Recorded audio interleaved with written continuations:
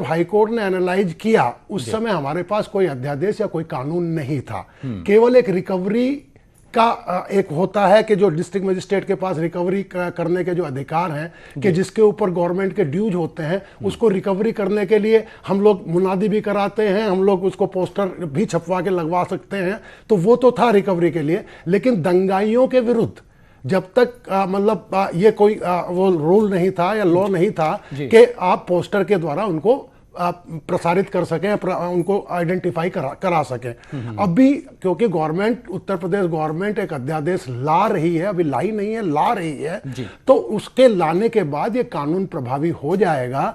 और मेरा अपना मानना है कि जब कानून आ जाता है तो उसको मतलब जमीन पर लाना या उसके तहत जो भी एक्ट करना है उसके लिए गवर्नमेंट मशीनरी अधिकृत हो जाती है। मैं ये भी पूछूंगा आपसे, समझूंगा कि क्या अभी जो इसके पहले के मामले हैं जिनके पोस्टर्स लगे हुए हैं उन पर ये लागू हो पाएगा कि नहीं, लेकिन मैं इस बीच अपडेट ये भी दो चीजें मैं बता दूं। I'll come back sir, I'll come back to you. That's very interesting point and a very urgent issue। और मेरे साथ अनामिका भी है, लेकिन समाजवादी पार्टी का क्या पक्ष है?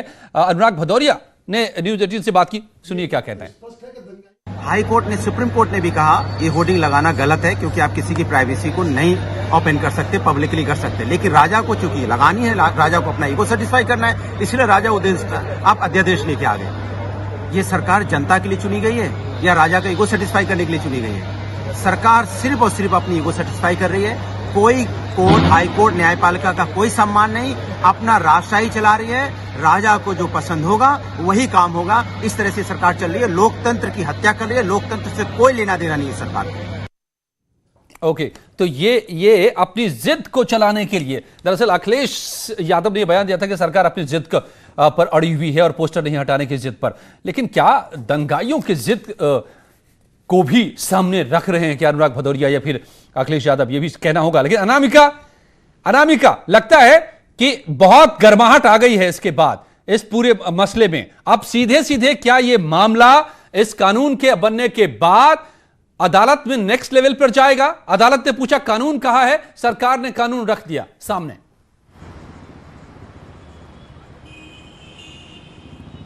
देखिए अजय, नेम शेम की टेक्निक के तहत सरकार ने यह प्रयास किया था कि जो उपद्रवी थे, जो दंगाई थे, उनका नाम उजागर किया जाए समाज के सामने। लेकिन इस बीच मानवाधिकार आयोग की बात की जाए या हाई कोर्ट की बात की जाए, कानूनी अड़चन सरकार के सामने सबसे बड़ी चुनौती थी और कानूनी तौर पर खुद को मजबूत करने के लिए यह फैसला उठाया गया।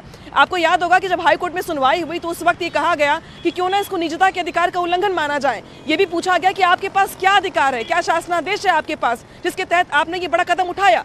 हालांकि सरकार की ओर से जवाब दिया गया, लेकिन हाईकोर्ट ने इस जवाब से संतुष्ट नहीं हुआ और अंततः ये फैसला सुनाया गया कि होर्डिंग्स को हटाया जाएगा। मामला सुप्रीम कोर्ट में गया और अगली बार भी सुनवाई होनी है बड़ी बेंच के सामने। तब तक सरकार ने अपने आप को कानूनी तौर पर, कागजी तौर पर इतना मजबूत कर लिया है अब इस कानून के जरिए कि अब सुप्रीम कोर्ट में भी जब बातचीत होगी, जब केस चलेगा ये, उस वक्त सरकार ये कह पाएगी, बता पाएगी कि हाँ भाई हमने शासनादेश बना दिया है, नियमावली बना दी है हमने और हमने इसी के तहत कार्रवाई करते हुए ये होर्डिंग्स नहीं हटाई हैं अब तक। साफ तौर पे आपके पीछे वो होर्डिंग भी नजर आ रहा है जिन पर जो तस्वीरें हैं फिलहाल उन्हें राहत मिलती नजर आ रही है और ये होर्डिंग फिलहाल अभी यहां बने रहेंगे। अजीत, आप कुछ अपडेट करना चाहते हैं? कर्नल नैन भी कुछ करना चाहते हैं? I am coming to you sir. Colonel Nain, Ajit.